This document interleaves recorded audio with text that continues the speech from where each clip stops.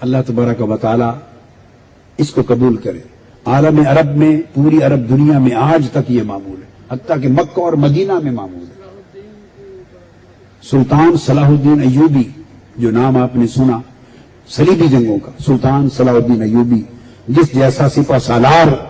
اسلام کی تاریخ میں صدیوں میں نہیں ہوا، پچھلی صدیوں میں، اس سلطان صلاح الدین ایوبی کا بہنوئی سلطان ابو سعید المظفر ان کا نام تھا۔ سلطان صلاح الدین ایوبی کی جو ہمشیرہ تھی، بڑی نیک صالح متقی ولیہ تھی، ان کی ہمشیرہ بڑی نیک صالح اور متقی عارفہ ولیہ تھی۔ ان سے ان کے والد کو بڑی محبت تھی، اور سلطان صلاح الدین ایوبی کو انہوں نے رشتے کے لیے ایک ایسے شخص کو چنا جو خود اپنے عمل میں ولی ہو، صالح اور متقی ہو، اور وہ سلطان ابو سعید المظفر تھا۔ تو وہ بہنوئی ہوا صلاح الدین ایوبی کا۔ وہ سلطان ابو سعید المظفر حضور کے میلاد کا جو سلطان تھا، بادشاہ تھا، جو ضیافت کرتا اور لنگر پکاتا، ہزاروں کی تعداد میں بکرے ذبح کرتا، مرغے کرتا، اور ہزاروں کی تعداد میں گوشت اور جانور اور مٹھائیاں اور سویٹ ڈشز اور پلاؤ اور اپنے عرب طریق کے کھانے کر کے لاکھوں لوگوں کو مہینہ بھر ضیافت کرتا، اور وہ کروڑوں دینار حضور کے میلاد پاک پہ خرچ کرتا، اور حرمین شریفین تک کے فقراء مساکین کو لاکھوں دینار بھیجتا تھا۔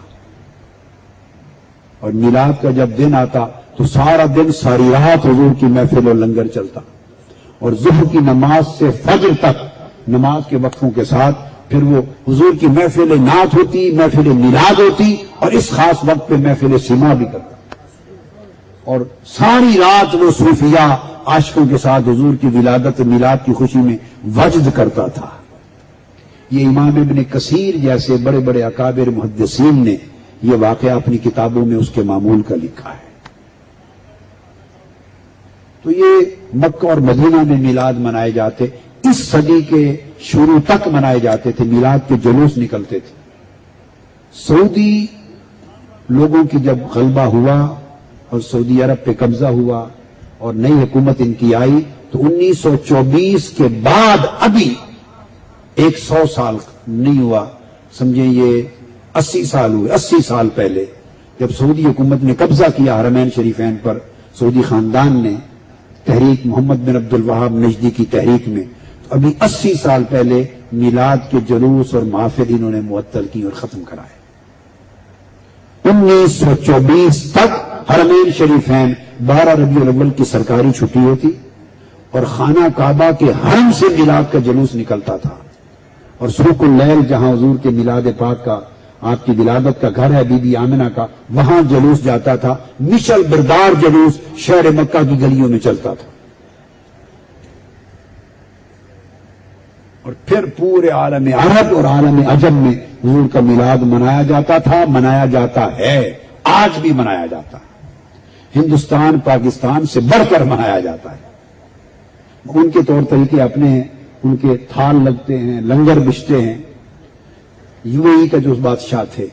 پریزیڈنٹ تھے، سلطان زید بن النہیان، اور اسی طرح کے باقی عالم عرب کے بڑے بڑے عمراء اور قبائل کے بڑے بڑے سردار عرب و عجم میں میلاد پاک آتا ہے، 30 راتیں ان کے دربار اور ان کے محل کھل جاتی ہیں، اور رات سے صبح تک ان کے لنگر چلتے ہیں۔ آج بھی حضور کا میلاد عرب و عجم میں اس طرح لوگوں کے محلات اور گھروں میں اور محافل میلاد ہوتی، اور کھڑے ہو کر درود و سلام پڑھتے ہیں۔ میں تو خود مکہ معظمہ اور مدینہ طیبہ میں آج بھی محافل میلاد میں جب جاتا ہوں شرکت کرتا رہتا ہوں، عربوں کی، پاکستانیوں کی نہیں، عربوں کی، اہل مکہ اہل مدینہ کی، اور اپنے رنگ میں درود و سلام کھڑے ہو کے پڑھتے ہیں، مگر سعودی حکومت کی وجہ سے وہ باہر نہیں کر سکتے، اب گھروں میں محلوں کے اندر کرتے ہیں، محلات کے اندر۔ تو یہ ایک وہ عمل ہے جو صدیوں سے اوائل وقت سے آج تک عالم عرب میں ہے۔ اس کو بڑے اہتمام سے، محبت سے، پیار سے حضور کے میلاد پاک کا استقبال کریں، اور پورے 30 دن اور 30 راتیں گھروں کو چراغاں بھی کریں، محافل میلاد بھی کریں، لنگر بھی غربا مساکین میں علاقوں میں تقسیم کریں، محافل میلاد بھی کریں، درود و سلام کی بھی کثرت کریں، اور اعمال صالحہ عبادات بھی کثرت سے کریں، اور آئندہ زندگی حضور کے میلاد کے مبارک مہینے میں نسبت میلاد سے سنوارنے اور اسے نیکی اور صالحیت کے تابع کر لینے اور آپ کی سنت اور آپ کی شریعت کے تابع کر لینے کا بھی عزم کریں، تاکہ آقا علیہ الصلوۃ والسلام سے ظاہر و باطن کی دونوں نسبتیں یکجا ہو جائیں۔ اللہ تعالیٰ آپ کو برکت عطا کرے اور آقا علیہ السلام کی غلامی